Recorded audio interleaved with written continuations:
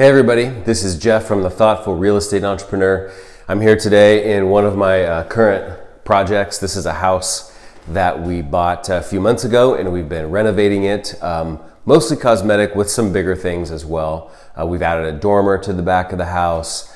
We've done some other mechanical things. We fixed the sewer line, a new roof, as well as all the cosmetics, and it's really starting to come together. I'm actually really excited. It should be on the market in about 3 weeks. But I'm coming to you today because yesterday I had this moment that was sort of like a teaching moment with my assistant. And I just started thinking, like, this is something that we should be talking about more, I believe.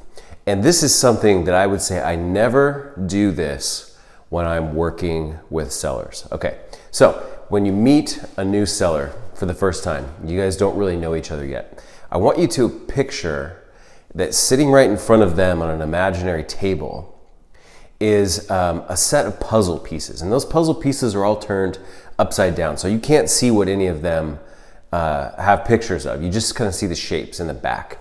And sitting in front of you is the same table, but different puzzle pieces there. As you are getting to know somebody, the goal of a great negotiation and a thoughtful real estate entrepreneur's approach to this is to turn over the puzzle pieces of the other person. Now, how do you do this? Well, you do this through just observing. You know, you're looking around their living room, you're seeing clues, you're listening to what they have to say, you're picking up on the subtle clues that they don't even know they're necessarily giving you. Secondly, you're asking really good questions. Another great way to turn over puzzle pieces is to ask thoughtful questions that you don't just get the answer to the question you asked, but sometimes you get bigger answers beyond that. You know, just the way somebody answers something, or if they have to think about it a little bit, or if they're super emphatic in their answer, you get more besides just the answer to the question. You get more from the context and the nuances of the way they answer. So what's kind of tempting, I think, for a lot of people to do is to want to turn over their own puzzle pieces. And that is exactly what I'm here to tell you today, that we, as thoughtful real estate entrepreneurs, we want to be collecting puzzle pieces. We want to be collecting insights about our audience, but we don't really want to be turning over our own puzzle pieces for other people. Now, the key is to do this in a way that isn't awkward. You know, you don't want to just be like sitting there stone-faced and not having a normal conversation with somebody. But the goal isn't to be telling them all about you. And I think that there's two reasons probably why people tend to do this.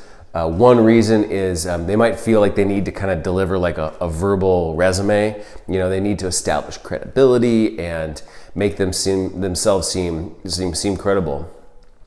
I think that's one thing, but I think another thing too is sometimes in silence we just get a little uncomfortable and we need to like fill the dead air by saying more things about us, or we think we're just being nice and so we're telling people about our family and these other things we're working on. But there's actually, when you think about it and you put this into practice, you see there's not a lot to be gained from turning over your own puzzle pieces for other people. So again, you want to do this in a not awkward way. You want to be having a normal conversation, but to the point that which you can redirect a conversation in a natural conversation way to ask them another good question, to ask them about something you're observing, then that's always a better thing to do. So I would say a successful negotiation when you get to the end of it, and we're gonna have to talk more about what negotiation means, because I don't necessarily mean I'll pay this for your property. No, I'll only take this, and that's not at all what I'm talking about. I'm just talking about a rapport building, especially on the first outing with a new seller.